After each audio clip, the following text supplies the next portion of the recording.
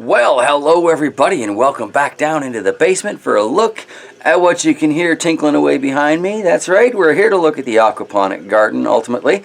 Going to show you a couple other things growing on down here, but mostly I'm super excited to share aquaponic stuff today. So, yeah, let's get looking at what's growing down in the dungeon here in West Manitoba as we finish off the winter.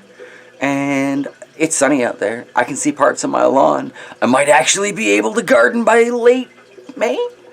Maybe. We'll see. So I guess we'll start with the aloe table, because this is kind of where I did my intro. All of these pups seem to be doing really well.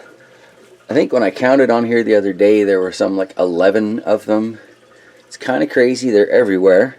And as I was mentioning to someone in the comments, they seem to be growing out from between the leaves this time. So I think my plan, whoops, bashing the camera around.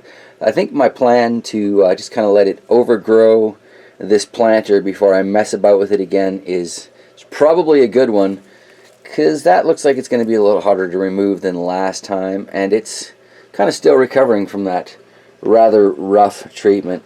Here we've got the aquaponic sage. This does not look like it made it. However, on the upside, I found some sage seeds in town today because the co-op got their seeds the day after I went looking for them. How awesome is that? Luckily, I got what I needed except for daikon radishes, but I will grow those next year, I guess. But yeah, looking at the aloe table, things are looking alright, and I'm kind of thinking that big old chamber pot aloe I might just take back upstairs to Studio 42, because that's kind of where it was. Started off growing amongst a bunch of pepper plants, and it seemed fairly content there. That, and I'd just like to have something, I don't know, else growing up there. So, yeah. Alright, that's the aloe table. Then the Darwin table here. We've definitely got a case of survival of the fittest going on. It looks rough because it is rough. Really nothing but spider plants, and well, it's all houseplants really. I guess it's not all spider plants anymore. I've got these cuttings from this purple trumpeting vine that they sat on the fridge for probably near a year, so as you can tell they're a little on the extended side and in desperate need of replanting. Then I've got this one little aloe pup here, a little solar bear just swinging away. That thing's like 6 years old and he's just rocking it out. This little aloe pup seems to be doing okay. If I look right down in the middle there, we can see signs of new growth, so that's cool. Then we've got these little miniature evergreen things. I guess these are the closest I have to bonsai anything. But I got a few of them kicking on. And then the fern, well, this fern could just not put up with my level of neglect, which is not terribly surprising.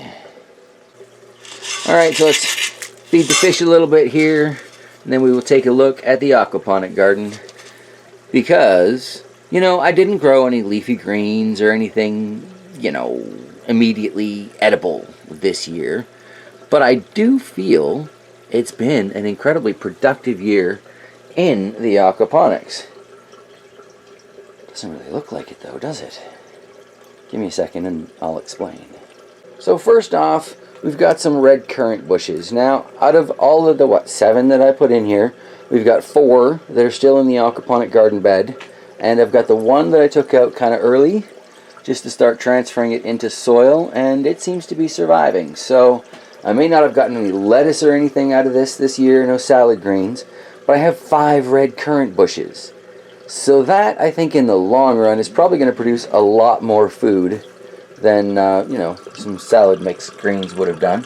Got this one aloe plant that I've tucked into the aquaponic garden just to see what'll happen. I mean, it's far too moist by your average sort of definition of what an aloe likes, and yet I'm not seeing any severe signs of overwatering or, you know, anything like that. Last time I checked it for roots was a few weeks ago, and I didn't see any of those either. So we're just going to have to see kind of what happens. And then looking down here, this floppy, sad little thing, and this much nicer looking thing. These are both suckers from the tomato plant that grew in the calanchos. It flopped over from the weight of that over-ripening tomato, And I saw these suckers coming up, so I'm like, you know what, that plant is dead, but let's try and rescue these. And then if we look down in there, we can see that this sucker has in fact put out some roots. So I'm golden. I'll have at least one well-started tomato plant. And because I personally saw a goose today, I started a seedling tray with 72 different tomatoes in there. These are not tomatoes, but these are what I am super excited about. And if we look up, where is it? A little bit more. Where'd you go? You can see a couple little green specks in there. And if we look up over by the tomato here, we can see that little green speck. And pan around to the side here. And we can look really close. And we can see what those green specks are coming from. Those are itty bitty seedlings from all those honeyberries I put in here. So that's pretty awesome. Obviously there's more than one seed in each, because if we look, here we go, if we look at this location, I see in the camera I can see 3. With the naked eye I see like 4. And then there's 2 up here that aren't showing up on the camera for a hill of beans. So out of all of these locations, you know, I clearly did not get seeds sprouting up from each one of those berries that I put in, but I think I do have more actual seedlings than there were total berries put in. Gonna have to see how that goes. Now, unfortunately, I had already written these off when I put these guys in here, so I may have messed up my experiment somewhat, and I could have perhaps lost myself a few potential honeyberries. But I'm super excited, because if I can get these to grow, and I can get these situated in soil, transplanted outside, yada yada yada, I'm going to have more honeyberry bushes, which is obviously a good thing. But I'm also going to have some diversity in the genetics of those honeyberries, because I could clone these things all day if I really wanted to. And, you know, I did kind of try. You'll notice those twigs are not in the aquaponic garden. Nothing rooted from that experiment, but I'm not terribly surprised. And I mentioned when I did it that I wasn't really expecting a whole lot to come from it. But anyway, I could clone all of these fruit and berry bushes and produce exact replicas genetically that are already old enough to produce fruit and all of this stuff. And a lot of people would say that is the way to go. But I am, you know, to quote Mark Shepard, tossing the genetic dice. I am looking for plants that can survive my heavily abusive levels of neglect in the garden, because, you know, those who watch my channel, you know I'm not necessarily on top of taking care of things, but I kind of want a set it and forget it garden in a lot of cases. I also want, you know, plants that will be productive. These seeds came from very productive little bushes, so I'm hoping they will carry that trait on, and they too will be good and productive. But most importantly, I want genetics that came from our environment.